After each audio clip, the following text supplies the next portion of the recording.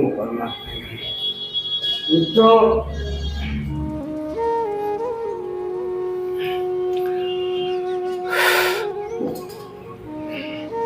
मैं आपको धन्यवाद देता हूँ, आपको मैं नमस्कार करता हूँ। आप सदैव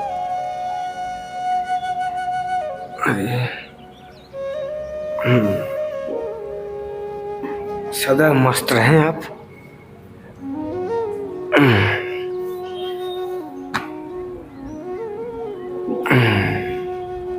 मित्रों, ये जो है, ये देखिए फिर हमको आया है 2 ठो है और ये है, ये भी श्री राम जय श्री राम इस पे लिखा हुआ है।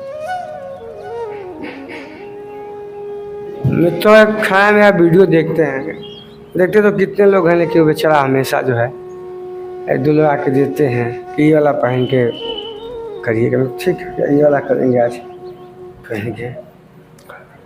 मित्रों, मेरे पास ऐसा कम से कम 10-12 हो गया है, 1-2 लोग को दे दिया हूँ, मांगे तो हम दे दिए, कह लो भैया आप भी पहने। पंडित जी थे कि यादव जी के ले जाओ, बढ़िया से पहनिए भैया, ध्यान से पहनिएगा अच्छे से। मित्रों, ये 3रा अध्याय का ये 3 श्लोक मैं पढ़ूंगा और ये 3 श्लोक जो है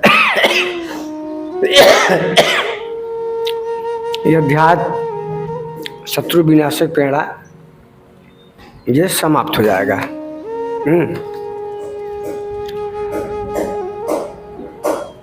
पिछले श्लोक में महाराज कृष्ण ने बताया कि ओम कबीराय नमः, ओम भगवानाय नमः, ओम परमात्माय नमः, ओम परमपिता परमेश्वर, ओम सद्गुरु श्री कृष्ण कि तबीयत सही नहीं है मेरा, और मेरा एक्सीडेंट हो गया था। मैं बता दूं, मैं वीडियो नहीं बना रहा था, मेरा एक्सीडेंट हो गया। गाड़ी पे थे, हमारी माता जी थी, हमारा भतीजा था, और मैं वीडियो डाल दूंगा उसका, बनाया हूँ। एक्सीडेंट हो गया तो आज समझिए बस परमात्मा के पास छुआ नहीं, बस थोड़ा चिल्लाया फिलाया तो हाथों में थोड़ा सा दर्द फ्रैक्चर टाइप का सही जाएगा सब। तो कृष्ण ने बताया कि स्वभाव ही तेरा धर्म है, अगर कोई कितना भी गुण सही धर्म वाला क्यों ना हो, परंतु जो तेरा स्वभाव है ना, तो तू किसी की नकल मत कर, क्योंकि स्वभाव ही तेरा धर्म है। अगर तेरा स्वभाव धर्म अगर दूसरे के स्वभाव धर्म से अगर गुण रहित है ना, तभी वो तेरे लिए श्रेष्ठ है, श्रेयकर है तेरे लिए, क्योंकि तू नकल करेगा। अब जब नकल करेगा तो समस्या बढ़ेगी। लेकिन मित्रों, इस आध्यात्मिक दुनिया में लोग नकल ही करते हैं, एक दूसरे का वो नकल ही करते हैं। और कृष्ण पहले श्लोक में बोल आए हैं कि जो महापुरुष होते हैं, जो यज्ञ की रचना करते हैं, वही प्रजापति होते हैं। तो प्रजापति में आपको बताऊंगा, कबीर, रविदास, गुरु नानक, यीशु और नामदेव, जो ऐसे संत है, वही तो, चाहे महावीर हो चाहे भगवान बुद्ध हो, ये लोग क्या हैं? ये लोग प्रजापति ही तो है। ये तो यज्ञ की प्रक्रिया तैयार करते हैं, और जो इनका स्वभाव धर्म है, क्या उनका हम नकल न करें? अपन उनके आदर्शों का नकल नहीं करेंगे तो कैसे हमको प्रेरणा मिलेगी? और कृष्ण पिछले बोल आए हैं पहले कि जो महापुरुष होते हैं वो परमात्मा से तद्रूप होते हैं, और यज्ञ से बचा हुआ आसन का वो भोजन करते हैं। तो क्या भोजन करते हैं? तो निष्काम कर्मयोग का भोजन करते हैं, आसन, अकर्ता का भाव, कर्ता होते भी अकर्ता का भाव, निष्काम कर्म योग करते हैं, योग साधना, ध्यान, अष्टांग, ये सब करते हैं ना वो। तो उनसे जो बचता है वो रसन जो बचता है उसको ग्रहण करते हैं। अरे वो ग्रहण कर लेते हैं, खूब खा लेते हैं, अच्छे से उसको पचा लेते हैं। जो पच जाता है तो क्या करेंगे? आदमी भोजन करेंगे तो पच जाता है, क्या करेंगे आप? क्या करेंगे आप? शौच क्रिया करेंगे ना, निवृत्त होंगे उससे। तो उसी तरह जो संत महात्मा होते हैं, जब ये सब यज्ञ क्रिया कर लेते हैं, जो उससे रसन बचा जो उसको खा लेते हैं, जो पच जाता है तो पचने के बाद क्या करते हैं? वो समाज कल्याण के लिए बांटते हैं कि निष्काम कर्म कैसे किया जाता है, साधना कैसे किया जाता है, अष्टांग मार्ग कैसे किया जाता है, सांस में श्वास का ध्यान कैसे किया जाता है, ध्यान साधना कैसे की जाती है। वो क्या करते हैं? समाज कल्याण में बांट देते हैं। ज्ञान भी मित्रों रखना नहीं है। परमात्मा के मार्ग पे अगर आप ज्ञान अर्जन कर रहे हैं, गीता पढ़ रहे हैं, चाहे ध्यान साधना कर रहे हैं, आप ज्ञानी पुरुष हो गए हैं, तो उसको भी रखना नहीं है, उसको भी छोड़ना है समाज कल्याण के लिए। क्योंकि परमात्मा मार्ग पे कोई भी आपको चीज़ रखना ही नहीं है, सब छोड़ना है। ज्ञान भी नहीं रखना है। ज्ञान रख के क्या करेंगे आप? उसको भी समाज कल्याण के लिए बांट दीजिए, उसका प्रचार कर दीजिए मानव के लिए। भगवान बुद्ध को ज्ञान हुआ तो क्या किया भगवान बुद्ध ने? क्या ज्ञान अपने पास रखे कि समाज कल्याण के लिए? कबीर को ज्ञान हुआ तो कबीर क्या किए? अपने पास रखे समाज कल्याण के लिए। कृष्ण को ज्ञान हुआ तो कृष्ण ने क्या किया? कृष्ण ने अर्जुन को बताया, और अर्जुन को बताया तो केवल अर्जुन ही नहीं को बता रहे हैं, वो तो कहते हैं कि यदा यदा धर्मस्य ग्लानिर्भवति भारत, वो पूरे भारत से कह रहे हैं। भला ही सुनने वाला अर्जुन हो, लेकिन संपूर्ण भारत को संबोधित कर रहे हैं। और संपूर्ण भारत को क्यों संबोधित कर रहे हैं? वो पूरे मानव समाज को कल्याण के लिए कह रहे हैं। और ये प्रश्न सदैव आते रहेंगे, जब तक ये दुनिया रहेगी, जब तक ये अध्यात्म रहेगा, तब तक ऐसे प्रश्नों का सामना करना पड़ेगा। और हर अर्जुन जैसे मैं, आप मेरा वीडियो क्यों देखते हैं? क्यों देखते हैं वीडियो? क्योंकि आप भी चाहते हैं कुछ परमात्मा पे, समाज के लिए कुछ करना चाहते हैं, आत्मा के लिए कुछ करना चाहते हैं, आत्म कल्याण के लिए कुछ करना चाहते हैं, किसी भी तरफ परमात्मा की तरफ अग्रसित होना चाहते हैं। तो ये सब करने के लिए तो अर्जुन जैसा बनना पड़ेगा। और कृष्ण जैसा अगर सदगुरु मिल जाए तो क्या दिक्कत है? कबीर जैसा गुरु मिल जाए तो क्या दिक्कत है? परमानंद जी महाराज जैसा मिले तो क्या दिक्कत है? अरविंद जी महाराज जैसा गुरु मिल जाए तो क्या समस्या है? तो ऐसे ही महापुरुष आते रहते हैं समाज में, समाज को धर्म की स्थापना करते हैं, मानव समाज को प्रेरणा देते हैं कि कैसे परमात्मा में, कैसे समाज का कल्याण किया जाए। आत्मने मोक्षार्थम जगत हिताय च मित्रों। मैं बार बार बोलता हूँ कि आत्मा का मोक्ष तभी है जब आप जग का हित करेंगे। बिना जग का हित किए कल्याण होने वाला नहीं है। चाहे जैसे भी करें आप, धन से करें, तन से करें, मन से करें, प्रवचन करें, अच्छे लोगों को मार्ग बताएं, लेकिन आपका मार्ग जो बताएंगे तो आपका उतना ही फलीभूत होगा जितना आप उस पर संयम रखे हैं।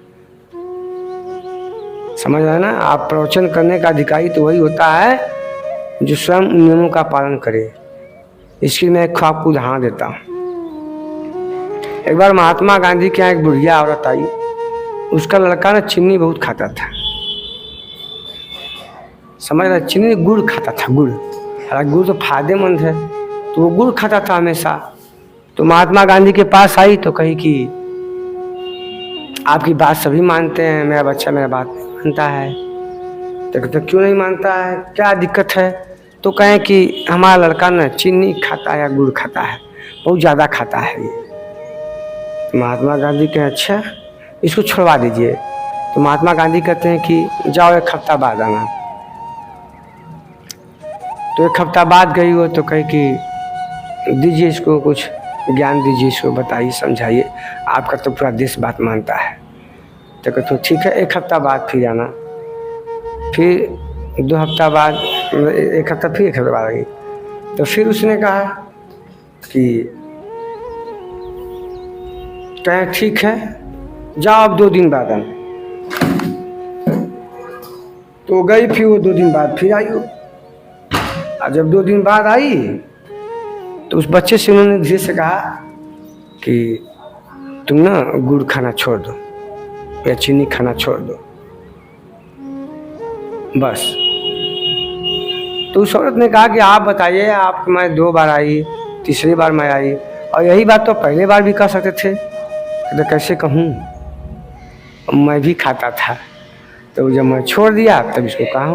कहने का मतलब है, ये प्रवचन कर रहे हैं, कुछ भी करिए आप तभी वो फलीभूत होगा जब आप स्वयं उस कर्मों को करेंगे, तभी मित्रों। मैं वीडियो बना रहा हूँ, ये काम करिएगा, मैं करता रहूँगा तभी आपको कहूँगा। तो मित्रों हम आगे बढ़ते हैं और हम श्लोक जो है 21वां श्लोक से प्रारंभ करते हैं। इसमें 3 श्लोक एक अध्याय खत्म हो जाएगा।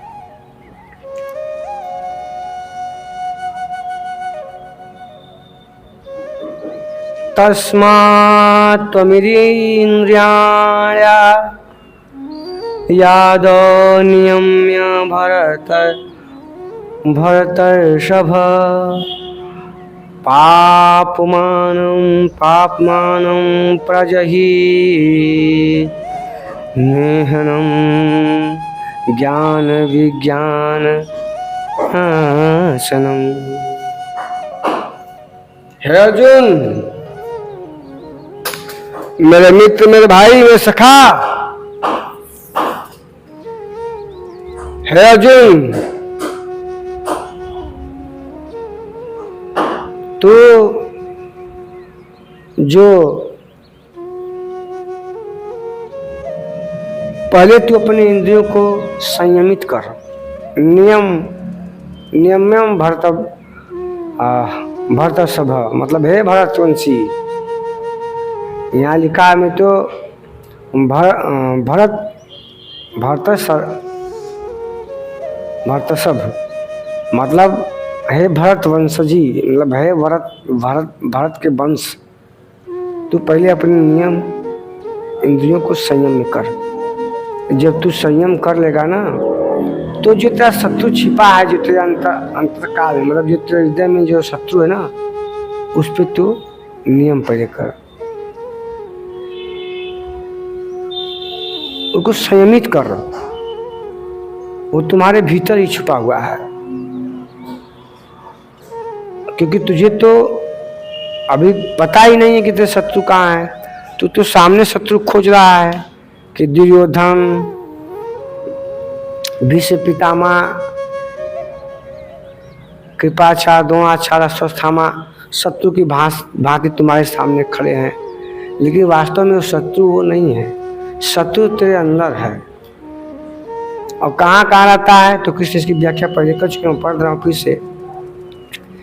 इंद्रियाणि मनोबुद्धि रस्याधिष्ठान नम उच्यते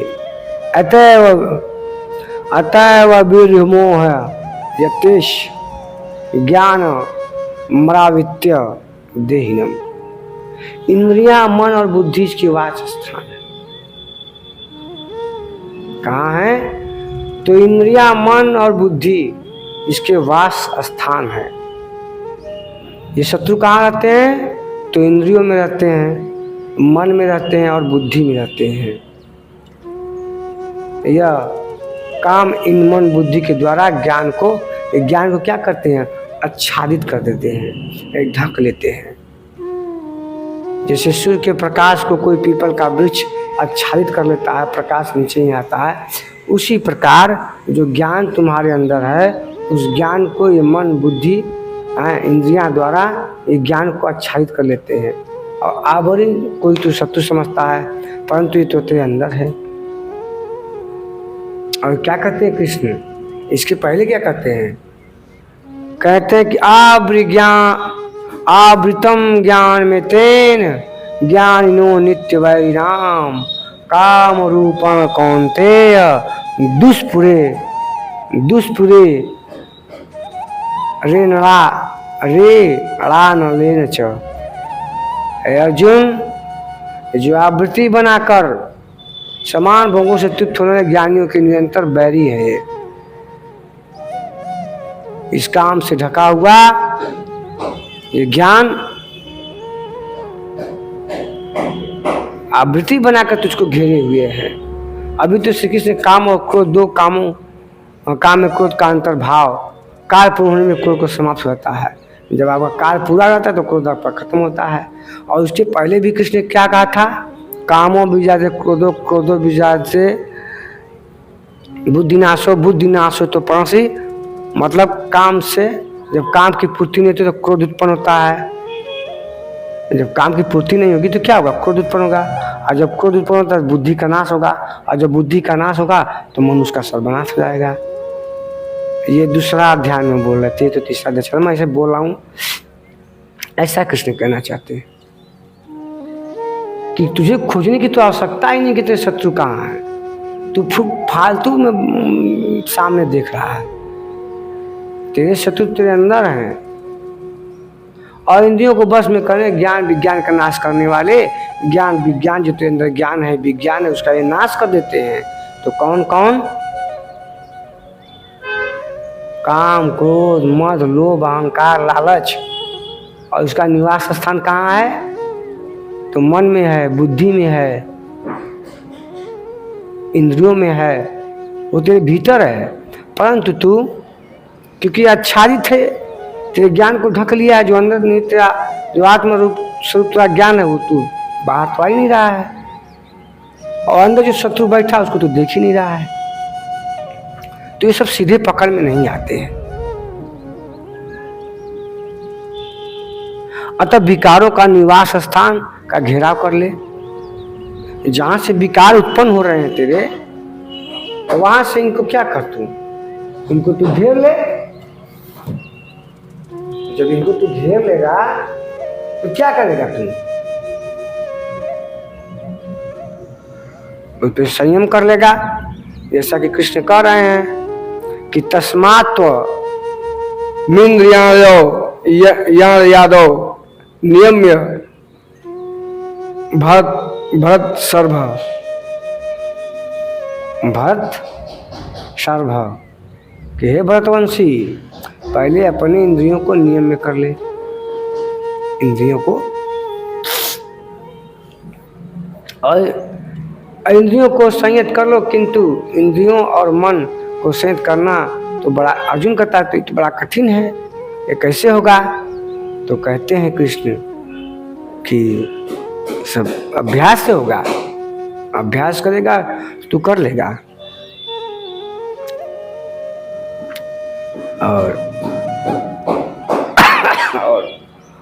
अर्जुन की सामर्थ्य बताते हुए कृष्ण कहते हैं, आपकी हमारी सामर्थ्य बताते हुए कहते हैं क्योंकि तो अर्जुन तो बस निमित्त मात्र है। वो तो हमें आपसे कह रहे हैं। वो समय तो कभी था ही नहीं जब कृष्ण जैसा सद्गुरु नहीं था और अर्जुन जैसा अनुरागी नहीं था। और न वो समय कभी होगा मित्रों। तो हमेशा अर्जुन जैसा अनुराग पैदा होते रहेंगे और कृष्ण जैसे सद्गुरु आते रहेंगे। इसको भी स्पष्टीकरण अर्जुन ने, कृष्ण ने कर दिया है। चौथा अध्याय गया है, चौथा अध्याय का 34वां श्लोक कहते हैं कि तदति प्राणी पाते परिप्रश्न सेवाया उपदेशंती करी, ऐसे कुछ है। तो ऐसे सदगुरुओं के पास जाना पड़ेगा तुझे। रोज परमात्मा को तू जानना चाहता है तो। आगे कहते हैं इंद्रियाणि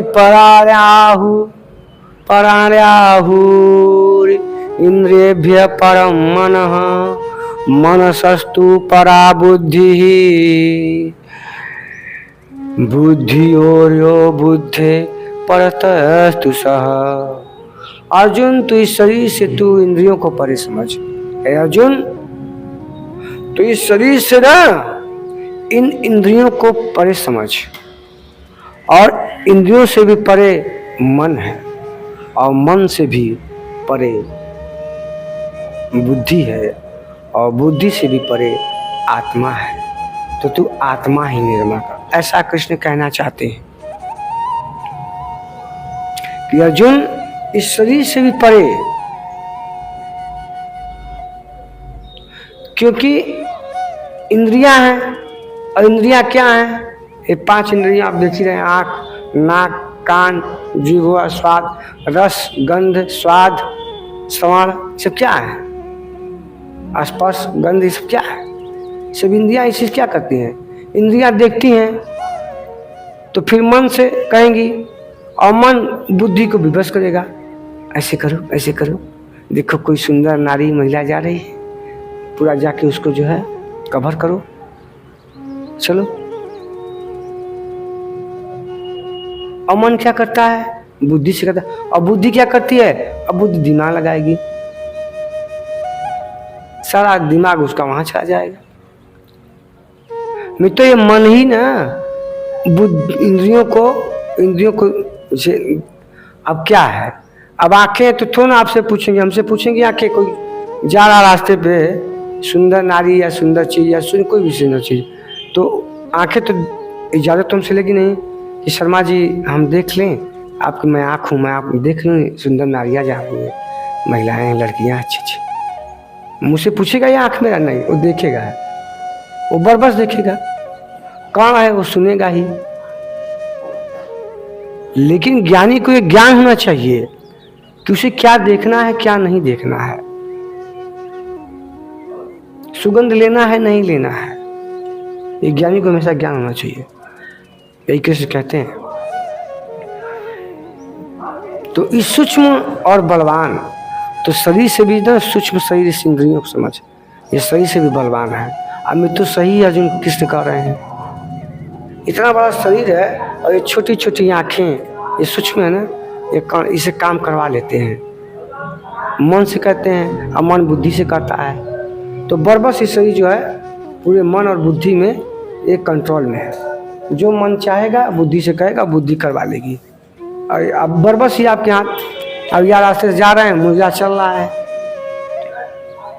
ठाड़ रहियो ओ बाके यार रे, ठाड़ रहियो, ठहरो लगाया नैनों में कजरा,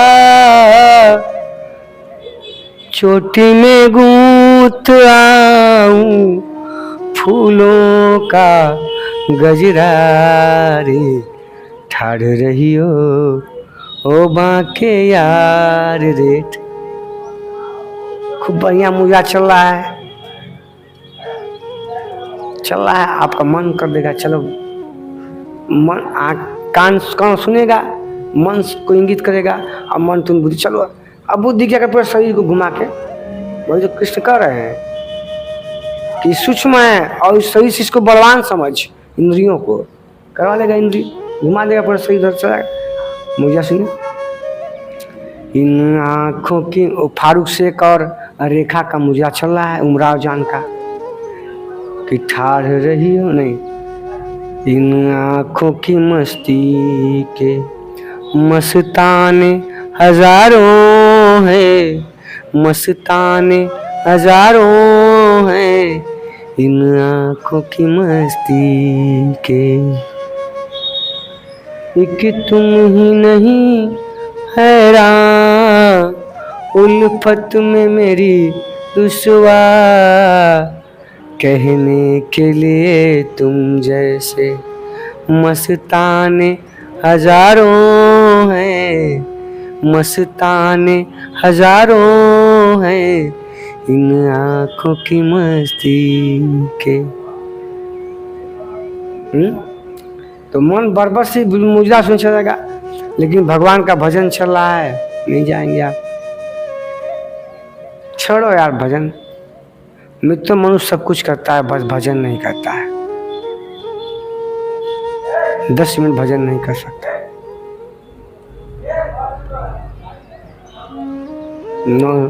मौसम है आशिकाना, ऐ दिल कहीं से उनको ऐसे में ढूंढ लाना, कहना कि ऋतु जवां है और हम तड़प रहे हैं, काली घटा के साए बिरहन को डस रहे हैं। मित्रों, इसी प्रकार परमात्मा रूपी प्रेम जब आपको होगा आत्मा से, तो यही बिरहन डसेगी आपको। ऐसा जब भाव आ जाएगा तो परमात्मा में प्रवेश आपका हो जाएगा। जैसा कि कबीर को हुआ था। कबीर कहते थे कि मैं राम की बहुरिया, राम मेरा पीहू, ई हमारा है नैहर, ऊ हमारा ससुराल, जाके बाबुल से नजरें मिलाऊं कैसे, घर जाऊं कैसे, लागा चुनरी में दाग। तो चुनरी में दाग न लगे उस परमात्मा के पास, और लग भी जाए तो परमात्मा का ऐसा साबुन है कि वो धुल ही जाएगा। मित्रों, हम कबीर नहीं हैं, हम तो साधारण मनुष्य हैं। कबीर तो कहते थे कि झीनी झीनी रे चदरिया, ये चदरिया सोनर मुँह ने ओढ़ी और ओढ़ के मैली कीनी, और दास कबीर ने जतन से ओढ़ी, ज्यों के त्यों रख दीनी। तो भैया हम कबीर नहीं हैं, साधारण मनुष्य। कितने दाग लग गए हैं, कितना गंदा हो गया है सब मेरा, लेकिन धुला जा सकता है। उस परमात्मा मार्ग पे इसको धुला जा सकता है। वो साबुन ऐसा है ना, ज्ञान का साबुन, सत्य का साबुन, प्रेम का साबुन है, सेवा भाव का साबुन, धुल जा सकता है, साफ हो जाएगी। हाँ, कबीर जैसी नहीं होगी। तो वही कहना चाहते हैं कृष्ण की, मन से बुद्धि, बुद्धि से परे आत्मा है, तू आत्मा मगर। मित्रों, कृष्ण जरूर कह रहे हैं कि इंद्रियों से श्रेष्ठ मन है, मन से श्रेष्ठ बुद्धि है, और बुद्धि से श्रेष्ठ आत्मा है। और मैं कहता हूँ मित्रों कि बुद्धि और आत्मा के बीच में एक चीज और आती है, उसका नाम होता है चेतना। क्योंकि चेतना ही बुद्धि को ग्रहण करता है, चेतना ही बुद्धि का निराकरण करता है। किस प्रकार का बुद्धि, उसके बाद तब चेतना, बुद्धि के बाद चेतना, चेतना के बाद तब आत्मस्वरूप। और आत्मा का भोजन ही मित्रों चेतना है। मैं ये नहीं कह रहा हूं कृष्ण सही नहीं कह रहे हैं, एकदम सत्य कह रहे हैं कि मैं कह रहा हूं कि बुद्धि से भी परे अगर कुछ है तो वह चेतना। चेतना ही मित्रों आत्मा का भोजन है, चैतन्य। और मन भी मित्रों एक प्रकार का नहीं होता है, मन भी 3 प्रकार का होता है। मनोविज्ञानियों ने इसको बताया है कि मन 3 प्रकार के होते हैं। चेतन मन, जिसे मैं आपसे बात कर रहा हूँ। अचेतन मन, जैसे मैं सो गया हूँ, जो स्वप्न चलता है उसको अचेतन मन कहता है। आप सुबह उठेगा बहुत कम याद रहेगा। एक होता है अचेतन मन। मित्रों, अचेतन मन बहुत शक्तिशाली होता है। कभी इसके बारे में वीडियो बना दूंगा। आगे बढ़ते हैं और कृष्ण कहते हैं, इसलिए इंद्रिया, मन और बुद्धि का निरोध करके तू सक्षम है, तुम सक्षम हो। इस इंद्रियों, मन और बुद्धि का निरोध करो और आत्म स्वरूप में रमण करो, चेतना में रमण करो। मित्रों, ये लास्ट श्लोक पढ़ के मैं बंद कर रहा हूँ। मित्रों, मैं बता दूं, मैं वीडियो बना चुका था ये 3 श्लोक का, लेकिन मैं उसको बना के पूरा वीडियो और पूरा उसको चित्र सब लगा दिया था, सब कुछ कर दिया था। बस उसको डाउनलोड, वो पता नहीं किसी हमसे उड़ गया। कहता मैं तुम्हें मोबाइल बहुत कम चलाना था, वो हमसे उड़ गया। तो फिर से बना रहा है, मतलब कोई शौक नहीं है उसका। बन जाएगा, अच्छा बन जाएगा। और आगे बोलते हैं मित्रों, लास्ट श्लोक है, एवं बुद्धे परम बुद्धवा संतभ्यात्ममानमात्मना जहि शत्रु महाबाहु कामरूपम दुराशदम। इस प्रकार बुद्धि से परे अर्थात सूक्ष्म और बड़ा अपने आत्मा को जानकर और अपने आत्मबल को इतना मजबूत बना अर्जुन,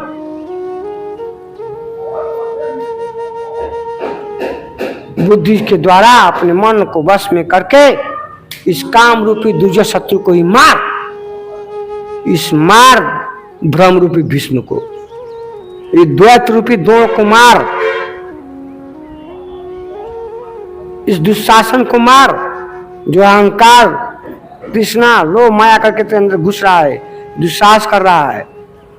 ये दुर्योधन को कर, जो दुराबुद्धि है, भय से व्याकुल, इस दुर्योधन का भी तू वध कर।